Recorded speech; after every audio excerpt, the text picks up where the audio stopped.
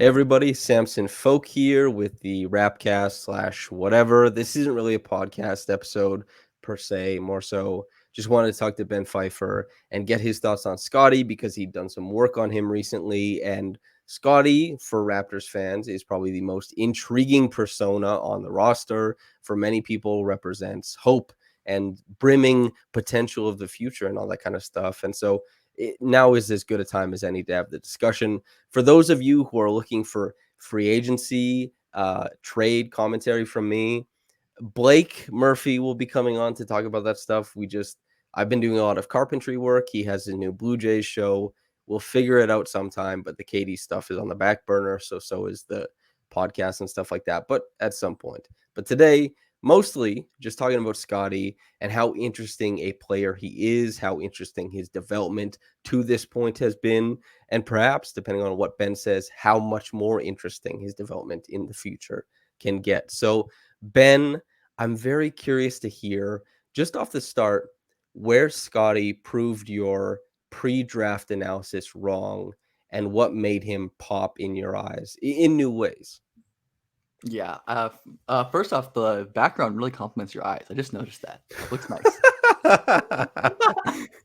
Just had to get that out of my Thanks, chest. man. So I I think I mean it's definitely like the on-ball scoring, which I think like you've pointed out plenty of times throughout the season, many people have as well. Scottie's kind of evolution into a really prolific on-ball scorer in like the mid post and in that like 3 to 10 foot area is the most impressive thing. Like it is like probably the most impressive development of the draft cycle so far to me for 2021 because that was never Scottie's game. As you know, we'll talk about more, I'm sure. Like there were moments in Scottie's pre-NBA basketball career where he was doing a lot of scoring and where he was, carrying a scoring load, but he generally wasn't that great at it, especially by like star youth scorer standards. And there were a lot of issues that to me and to a lot of other people would have precluded him from doing similar things in the NBA, like his burst or his strength or his general craft and, touch and scoring, just general scoring toolkit. But he has like found a niche already as this like mid post killer who like beats up on smalls and even like smaller wings from like 10, 12, 13 feet in on like all manner of little like hook shots and short mid ranges and drives to the rim, which is so impressive considering where he was. And that some of his like, strengths that I thought would translate maybe immediately still seem to be, not all the way there or improving or kind of just developing already. So the strengths that you thought would translate, I'm curious if ours match up. So I'll name a couple that I thought didn't track relative to what I was told and what I saw at the FSU tape, for example. And the connective passing was something that missed. The reads against the second level of the defense was something he really struggled with. He was great in isolation. We'll talk about it more, how he achieves that, obviously. But seeing a guy who was supposed to be this, one of the better big passing prospects of the past decade. That's how he was talked about. This was the big promotion of his offensive game. Yeah, He Scottie was didn't, one of like the best 6'8" passers of the plus in the world, period. Like yeah. And so that was a big part of his game. This was something that the Raptors sold fans on, and yet he was seen more as a scorer. And typically during his rookie season, struggled to read and manipulate the second level, and was dynamite in isolation, but struggled to read the second level, and was a little bit slow making those connective passes. And if you want to know what a connective pass is, think of like this side top side action that could typically be seen between like Donovan Mitchell, Joe Ingles, and Bogdanovich, for example. But I'm curious where else you think that the scouting report didn't come to fruition. yeah, that I mean, I totally agree with you. That was like the main thing. Just I mean that's like really like the only big thing is that just the general like kind of processing speed, the extent to which he saw the game was a lot slower than I expected. And like there's certainly a leap from pre NBA to the NBA in terms of like how fast defenders move and how big and strong and athletic defenders are and how much quicker and more actively they close off passing windows. But usually when guys are like that special feel wise pre NBA, they're usually pretty good right away. Like Cade, another like insanely high feel guy who translated right away as a passer. Same with someone like LaMelo in recent years. Obviously there were different roles, and the passing manifested differently. But I'd argue like from a pure like vision, processing, awareness standpoint, Scottie was just as good as those guys. If not, a tick lower, but he was close to that level. I do wonder if it's just like, this is again like a pretty foreign role to him. The way he played in the NBA was probably closest to like what he did in EYBL with Knight Riders, where he was like the primary initiator of that team. And I'd say that's definitely like the worst passing stint of his pre-college career, where he was least effective as a passer in the half court, and also just like didn't pass as much as he did in other settings. So adapting to a new role, adapting to the NBA, but was definitely surprised that even when, I mean, the Raptors is also just like a weird system where they like don't really do pick and rolls, and there isn't a ton of off-ball movement. So I'm sure that was like somewhat jarring for a guy like Scottie who's thrived on that for his whole youth career. Yeah, I was like quite surprised, like equally as surprised that the scoring was so good that he wasn't like immediately a really impactful processor. And then that's not to say like I think he was bad there. Like I think he was like probably pretty average for a rookie on, I'd say, especially one with his scoring load. But just like considering who he was his whole life, it's kind of weird. The context changed what flashed in his game. I'm curious, when you look at him now and we see, you described like this incredible touch, especially in the short mid range. It was unbelievable. Yeah. That's kind of the Raptors between Well, he pass was downs. like 60% from like 3 to 10 feet or something. It was Yeah, ridiculous. Yeah. absurd.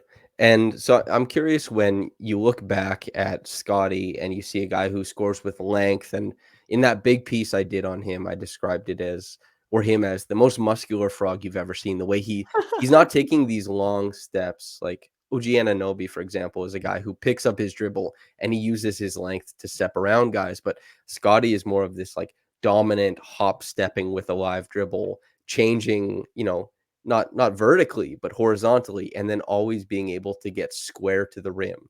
His butt could be to the basket when he starts his gather, but his shoulders will be square when he goes up. And you really brought up how length is such a unique scoring tool, and it's one that he has the feel to wield and to use against. But I'm curious, if you look back now and you say, knowing what I know now, I can see the markers that led to this point.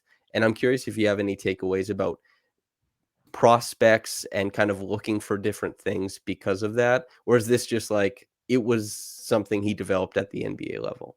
Yeah, I think there's certainly some level of like outlier development, as there is with basically every star. It certainly isn't prudent to like make overarching generalizations about one case, but I do think there's certainly takeaways. And like the big one that like I did like kind of was like the thesis of that video is that I think having a guy who excels in a bunch of different roles in a bunch of different contexts pre-college is important. And like not everyone can do that because like one, like people don't play on enough different teams, or like some guys will just play on their like crappy like high school team where they're like the on-ball guy and go to some school where they're the on-ball guy. And that's just the way it is. But for someone like Scottie, who has played at like multiple high-level prep schools, high-level AAU teams, FIBA USA teams, a high-level college basketball team, and all those teams operated differently. And because like Scottie has such a malleable skill set, I think like he was able to adapt and be successful in all of them. And something that we're kind of knowing is how important like getting those reps and just like learning how to play different aspects of basketball is important in development. Like something you can't really replicate in practice or in training or in open gyms. And I think Scottie's adaptability is remarkable, and like it certainly I think is probably correlative with his just generally high feel for the game, his awareness, his court mapping, his recognition, all that, whatever words you want to use. I think that is kind of an indicator. You say, hey, like my NBA team is going to need me to do X totally different thing. I have the tools and the skills to do it. And some guys obviously don't have those tools. Even if a guy is great and is smart and play a bunch of different roles, and if he's like not athletic enough to be the level of score or whatever, like in the NBA he can't do it. But like Scottie always had the tools, like the length, as you said, was always an impressive scoring tool. And something that I'm like thinking more is like something that can actually work at like higher levels that, I feel like was previously something I thought of as like, oh yeah, he's just like someone who's like longer than everyone in college or whatever. And that's not going to translate. But I don't really think that's the case. especially when you have a guy like Scottie, who isn't like the most athletic guy in the world in really any way. Like he's not so explosive vertically or horizontally. He's not the strongest in the world. He doesn't have the greatest balance or anything like that. But what he is, preternatural at as using his brain to apply those tools in a functional way that impacts, the game of basketball, which is honestly like way more important than a guy who is like a freak athlete, but has no real concept of what to do with his amazing tools. But I think that like the main thing that Scottie's general like role flexibility and malleability over so many different years, like at Montverde, like when he played with Cade Cunningham and Day'Ron Sharpe and Moses Moody, like he was like an offensive rebounding, like post passing connective four, and in EYBL he was a primary, and similar at his old prep school, and then at Florida State he was this weird like pass first point guard interior scoring hybrid. That was just the weirdest team ever. Like, yeah, I think Scottie's ability to do all these things is like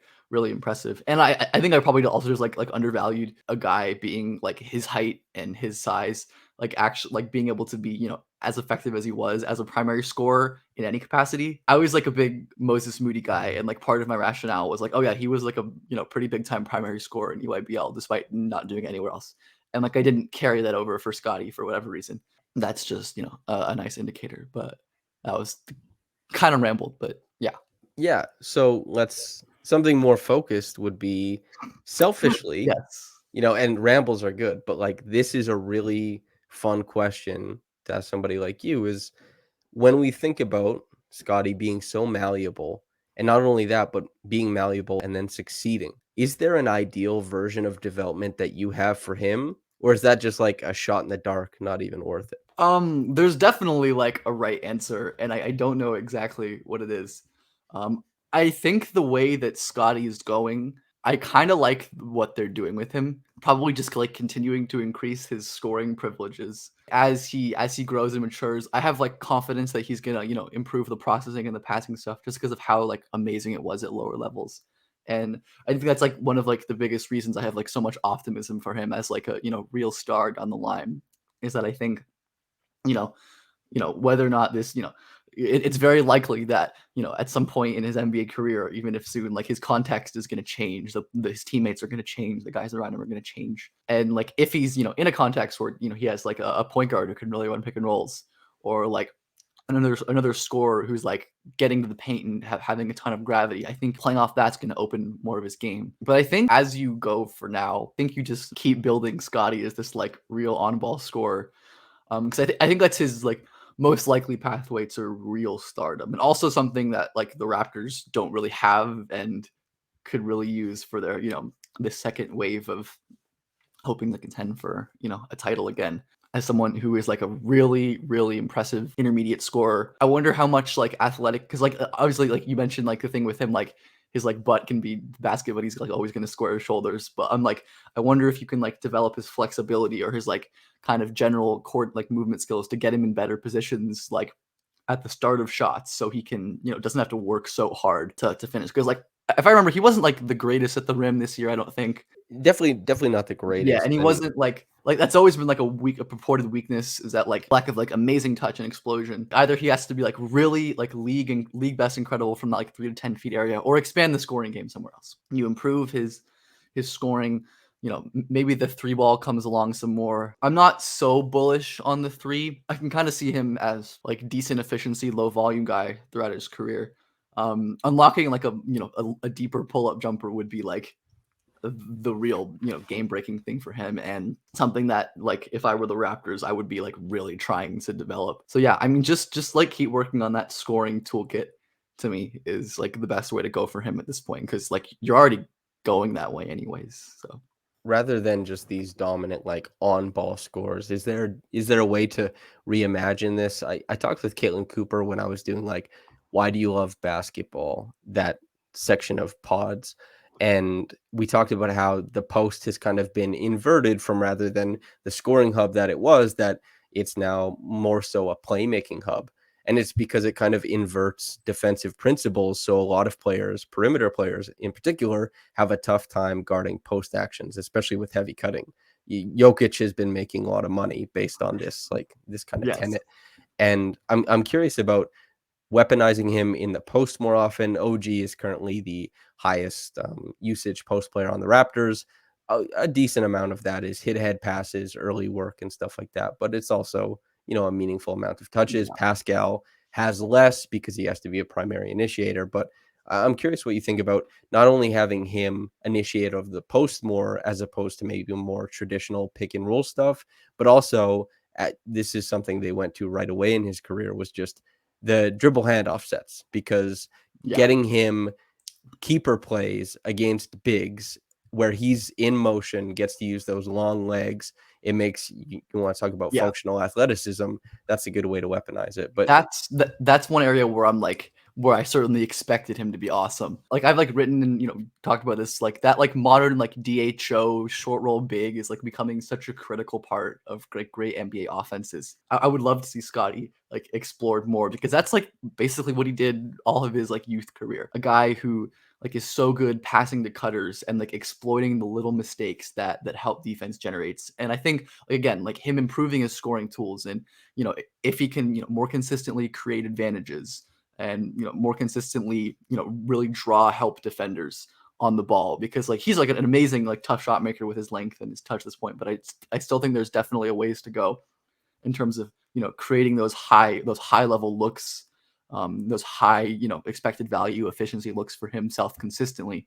And I think more DHO action makes that easier. More off ball movement makes that easier. I think some of the onus is definitely on like Toronto to facilitate that too, because your off ball passing doesn't matter if there's no off ball movement. I know that well as someone whose like, only valuable skill in pickup basketball is passing cutters. Um, like like you need guys to go. Like if you're not like Trey or Luca or LaMelo and someone who can create advantages like crazy off the dribble and force rotations, you got to force them another way. And I think Scottie is like could be like a really ideal hub, like you said, to do that through. Also because like you can set him up on like the second notch at 10 feet or 8 feet, run like a Warriors split action, or have some backside Mhm. stuff. And because like you have to worry so much about Scottie's scoring in that area, like that opens up his passing too. Like the Draymond short roll Achilles heel is that like he was never really that prolific of a scorer. Obviously, this is what you think of when you think of like the platonic ideal short roll kind of DHO keep big facilitator. And while like, I don't think it's really fair to expect Scottie to get to that level of passer, because like basically nobody at that size can, I do think he probably already is, exceeding him, on his way to exceeding him as a scorer. And like just being able to have that, 10-foot little push shot, or being able to drive with your length into a big, so defenses, especially at the highest level in the playoffs, can't just back off and play the pass. Um, Especially if you have like any other guys in the Raptors really develop as shooters or scorers who can continue to draw defenders. And Scottie is someone who, again, a thing that I think many people like myself included, like projected that he would kill in is like 4-on-3 advantage situations out of like quick slips and short rolls, which is something that kind of manifested like in transition, but not really in the Yeah. half court, because that's just not really how the Raptors run offense. But I definitely think there's like something to incorporate there, because like you certainly have like on ball scoring threats like on the Raptors. Pascal is like a real on ball scoring threat, and like Fred with the pull up, I think can generate some of that too. So I do love that idea of Scottie continuing to like explore his versatility as like a passing hub. And again, just like adding to his arsenal of things he can add to an offense, like is just a great thing. And then continuing to improve his decision making and his processing.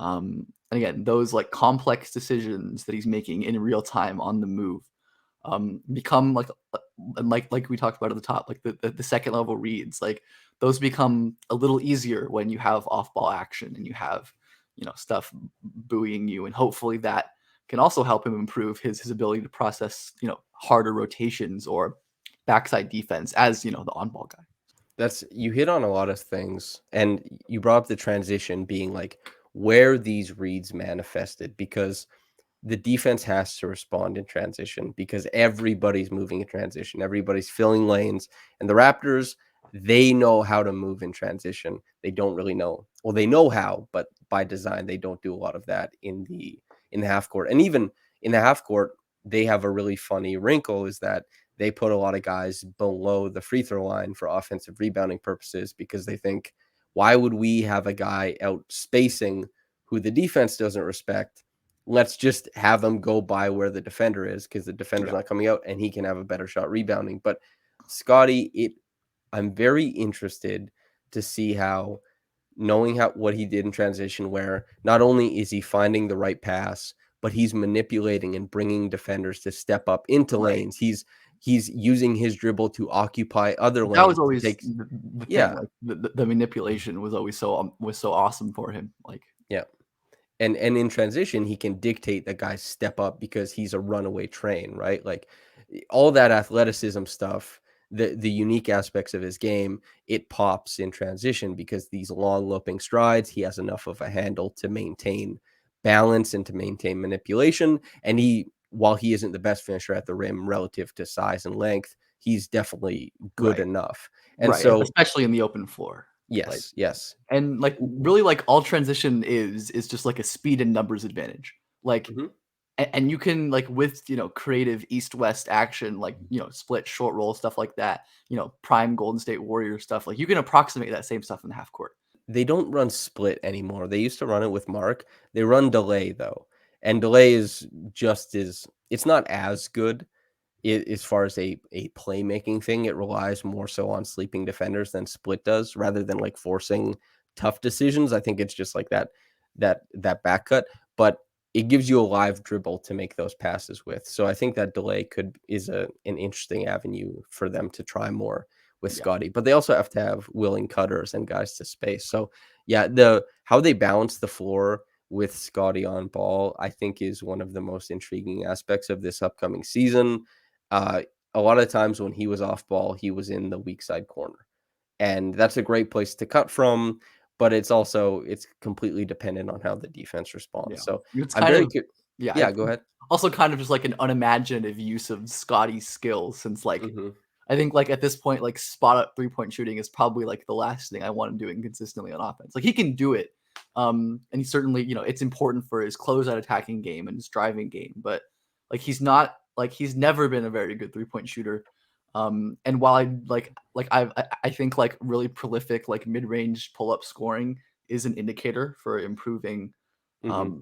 pull-up jump shots, like, it's happened, like, Kawhi, Middleton, even Pascal, at like similar ages. I think Scotty's behind those guys for sure. Um, but yeah, I mean, like get him moving off ball and cutting as well and moving off screens and setting more screens himself. That piece that I wrote was at the end of it all. Okay, we're looking at a guy that you described. The Draymond Green principle of a guy who's making the right decisions in those advantage situations, but without the caveat of like when he puts that short roll shot up, it's not a brick. And maybe even that short roll can be turned into a post up, right? And there's just a lot of different variations for Scottie to use it in, but also that he is an isolation bucket getter, which adds like a significant wrinkle to it breaks the archetype, right? It For means sure. that Yeah. there isn't really a player like that. We haven't seen a star like that. No, Not in this context of the NBA. it's a weird combination of potential skills. Mhm. And like it's like part of what makes the future of Scotty for me, like on offense, like so intriguing is that there is this passing underneath. Like I have seen the tape, like he's done this before. Well, it just makes sense to think that is still in there and can be unlocked. And I really hope whatever development they're doing is intentional about continuing to bring that to the forefront and working that through. Because I think he could be like a really uniquely effective offensive, like kind of utility star. Like probably never the guy who like is carrying your offense, like like Kawhi. Like he's just almost everyone is, but unlikely to reach that threshold as a scorer and as a shot creator. But his brilliance combined with a burgeoning interior mid-range scoring game with enough shooting is like not really a player that we have in the league. Mhm. And one that makes a ton of sense in the modern game too. Like, Yeah. Well, he's seeing a guy with the touch that he had, but also how brutish he is. He's for how young he is coming into the NBA, we expected of guys like Zion, like, hey, you have such a physical, imposing advantage. You're going to put that on people. You're going to make people step up to you and challenge, like test the limitations of their physicality. Scottie does the same thing, and that was probably the most interesting aspect of the, if you evaluate like the dog in him type thing, right? Like Scottie, if a guy had, even if he was within 5 pounds or lower of him, it was like weight room and Right, see what the response is. which is just like it's so opposite to what Scottie was his whole youth career. Like I had clips in that YouTube video of him like struggling to move like college point guards. And like anecdotal, I mean, I could just be totally wrong on this, but like I like never thought the touch was really that great. Like in that same like mid range, like long paint, short mid area that he's so great in. Like I think Scottie was like under like 35% in I didn't see his college anybody season. say it was a Yeah, plus. he was like, Nobody. well, like that was a weakness. The thing was like, how does this guy score? And now it's how does this guy act out of his scoring, which it's the craziest thing ever. Well, yeah, that was 8 points per game was, I think, the prediction. No offense to Sam Vecini, like at all, but he was the one who said zero level score. That's not a take on Sam's like analysis or anything like that, but it's just that nobody thought that Scottie was gonna put the brakes to people, and It's he insane. started Yeah, and he doesn't stop. like That's it's I it's our friend unbelievably Zach it's sent that unbelievably cool. video that other day of that dunk that got called back, but he's driving with his left hand and he gets that shoulder and kind of on the shoulder, kind of on the chest of another guy, but sends him into the stanchion and then dunks with his left hand over the big who rotated over. It was called off for an offensive foul, but that's an insane play to make. You I just shouldn't. want to like, I just want to know what like the Raptors development people like told him. Like, what did they like brainwash him with to make him realize that he's capable of doing this? Like, because like he had the best development in the world pre-college. Like he played in like the FIBA circuit. Yeah. He played for Kevin Boyle at Montverde, who's like a development god. Um, I mean, Leonard Hamilton is like known for is like a renowned coach, and they couldn't get this out of him. Like, so I mean, it's really just a testament to what they've Or already been even able to do. this is also, I don't know if anybody will ever have the breadth of like intel plus basketball insights to write this piece, but it's where do latent skills and development, where does that meet? Right, And and that's so the million when dollar question. Like, yeah, when Pascal Siakam is the 27th overall pick and he becomes, he's now been all NBA twice. That's an insane outcome. Just even from just 27th pick, but just you look at where Pascal started his career and now you look at his game, especially how he manages as like the point forward. Brandon Ingram and Pascal Siakam, as far as how they run an offense, are both way better than they both have a right to be. But one was the second overall pick and one was 27th. That's the kind of thing. And OG Anunoby as well, who some people see him hitting a wall, and he has hit a wall. Maybe he gets over it in the coming years, maybe he doesn't. But he's also a guy who developed in really strange, intriguing ways. Is that the Raptors development team? Or were they going to develop this regardless? I don't know where those yeah, I intersect. I mean, would love to know. like this, like the whole like skill development thing is like it's the most fascinating question ever. Like even like going back, like at what age, like where does this start? If we don't assume that like players like Scottie are born with this preternatural basketball, incandescence, like how does this manifest? What were his like parents or coaches doing when he was 9 that made him like this? How do we replicate that? And what do we learn from it? I mean, The Ball if anyone, family is maybe like probably the best insight into just manifesting feel for basketball. Just yeah, put I these mean, they're the guys. poster kids for just like let the kids play and do whatever the hell. Mhm. Like let them make reads and run around and do what they do. Man, I miss that like 2016 Chino Hills team.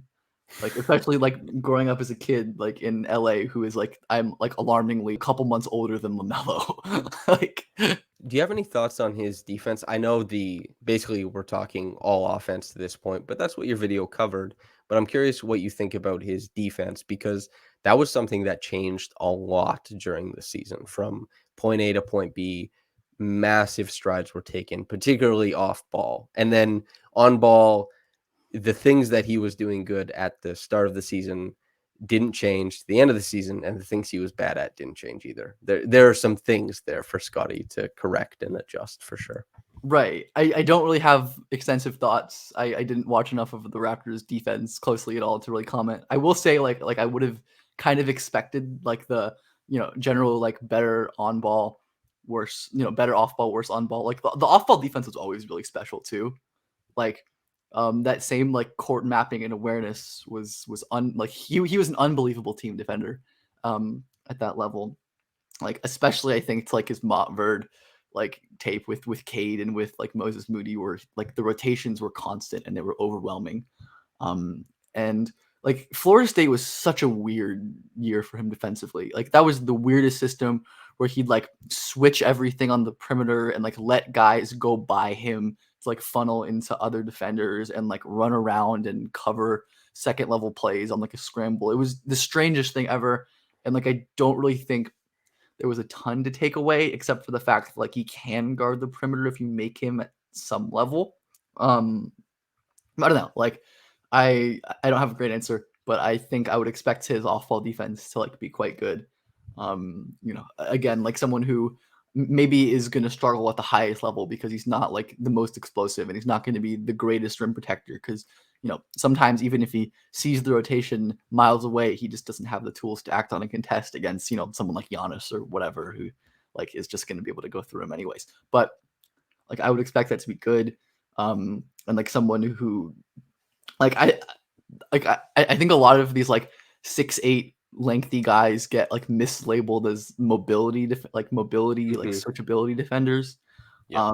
That's never really what Scottie was, and it's like what you're saying. It sounds like that is like pretty consistent. Basically, like my rule of thumb is like however many positions you think a guy can guard, like subtract 1.5 or 2. Like, obviously, like in a pinch, end of shot clock, sure he can guard like some point on an ISO, but it's not something like positional defense is so much more than like can you guard 1 through 5 in ISO, because that just doesn't happen. That's not how NBA basketball works. It's like can you track guys of different roles off the ball and on those kind of actions and deal with all of the little idiosyncrasies and tricks of all the different roles and archetypes that players execute. And Scottie's length and general frame is going to be effective funneling those like kind of like slashy wings and some more stationary fours. But like especially for like guys of his size, like it's really unfair to ask them to be like doing like changing directions in complex ways off the ball. Like only the greatest of wing defenders, forward defenders get to that. And like Scottie is really good, but I don't think it's just not a fair expectation, I think, for him to get there. But I think when I think about Scottie and what he's really good at, we can look at Pascal Siakam as a guy whose court coverage and length is really a boon to team defense.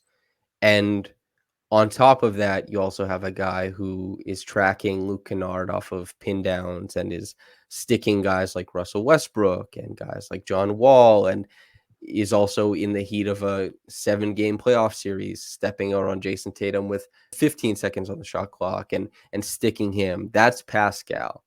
And if Scottie, outside of his consistent strengths now, the court coverage, he had a couple games during the season where he was just phenomenal in drop. Pascal was also like 97th percentile in drop per second spectrum. Low usage in that role, but a weird thing. I do wonder if Scottie, it's more important to try and emulate those types of skills rather than him constantly being miscast as that dude. And Nick Nurse has talked about before how Scottie asks for these assignments where it's these big on-ball assignments, but he failed at them repeatedly this season. And is that something he gets better at? Maybe. But he doesn't have the foot speed. He doesn't have the mobility to kind of keep track with these star bursty guards. And I wonder if the Raptors what their ideal version of defense for him in the future looks like, what it looks like for himself, because players and teams often have divergent views. And I'm curious just to see how that shakes out, because his strengths in his mind and what he talks about seem to be like polar opposites, Yeah. you know? And like, of course, every guy like that, wants to believe that they're that guy. Like, there's some level of that, I think, to be an NBA player, probably. But Yeah. like, Scottie is so good at his like, his specific skill set, like the ground coverage, the off ball D stuff, that like I don't think it's like necessary to try to paint him as something else, especially like when the Raptors have so many other guys to cover his weaknesses. Like they have like Pascal to do everything, and OG to stop like the bigger slashers, and like Gary Trent, and Fred to be pests and chase guys on the perimeter. Like you don't need Scottie to be hero on that end. Um, and obviously, like just intuitively, the less complex mental and physical energy you have him, doing and expanding on defense, he can save that to continue working on his offensive game. And they already found an elite switching big named Precious Achua. Scottie doesn't even need to develop that because Precious is so good at it already. Big blessing finding that guy. I think that's probably. Is there any parting shots you want to make about Scottie before we get out of here? I don't know. I mean, not really. Like, I'm just like we said, excited to see how he develops. Especially as the Raptors roster inevitably all changes over the next couple years, and just over his career to see how he develops, because it's already one of the most fascinating points in the league for me, and it's going to just continue to get more fun. So We'll do another check-in in the middle of the season to kind of see how this is going. But listener, viewer, I can't recommend Ben's YouTube channel enough. It'll be linked. Otherwise, probably just type in Ben Pfeifer on YouTube. But the thing is, he's these really interesting videos like PJ Tucker as this guy who's an on-ball scorer, this primary initiator. Why did Giannis fall? Was there something to look forward to that you could say, why at 15th? He went and looked at the film from Greece.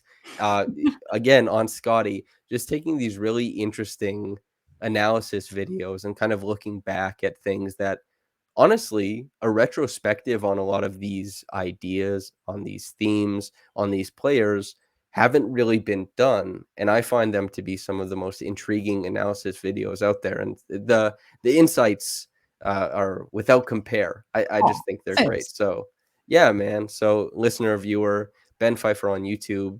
If you don't like whatever video comes out that day, chances are he's going to hit on something that interests you, and you'll probably take home at least a couple insights about that player that you wouldn't have otherwise had. And that's what this is about.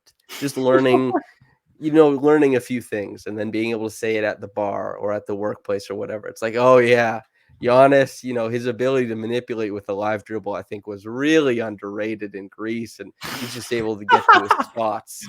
And somebody's like, wow, you watched this Greece film? You don't have to answer that part, but you Yeah, have the insights. you can say you watch the tape. I'll allow it. I mean, Yeah. secondhand tape watching is Yes. tape watching. So That's right. I guess I kind of did the plug, but did you want to plug your stuff before we get out of here? I don't know. Nah, it's really it. Like, I mean, just like my Twitter too, which is just like BJPF_, which I changed from my name specifically so I wouldn't have to spell my name on podcasts. But I don't have. I wasn't blessed with an easy spelling name like Samson Folk. It's But pretty simple, yeah.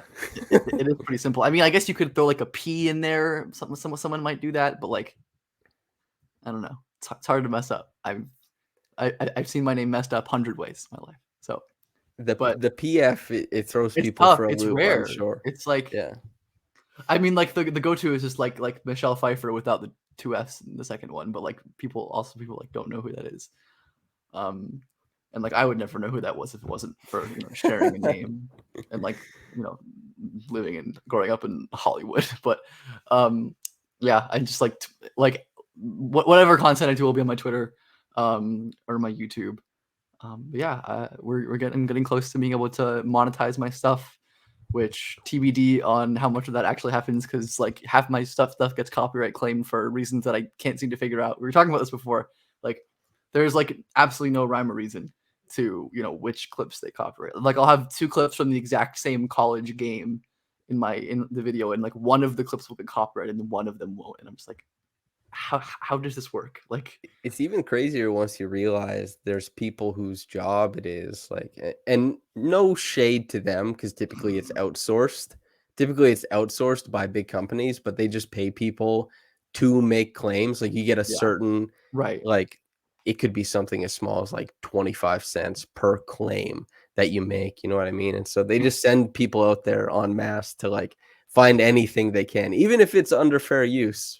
It is, But yeah, which is yeah. annoying because this stuff is all like very much fair use. Like, Commentary, yeah, transformative in nature. it is. That's it, It's fair baby. use. Yeah. There's a mouse on the screen and a voice right there that wasn't there before. That's fair use.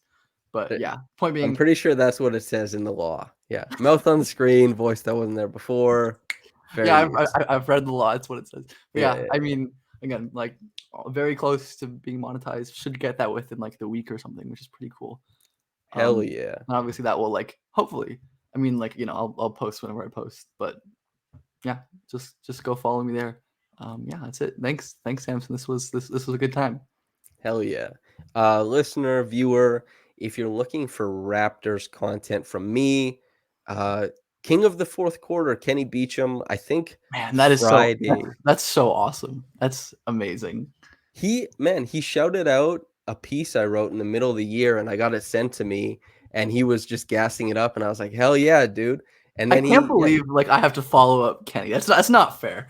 It's you're preceding Kenny actually. oh, We did the recording. that's even worse. Yeah, but for anybody, I God, that don't know is which channel Kenny's putting it up on, but if you pay crazy. attention on Friday, it'll be up. I I've like been aware of that guy for like a decade, like years before I was on Twitter. Like, you know, it's very wild to like see this kind of Well, circle. But that was kind of when I started doing the podcast with Evan.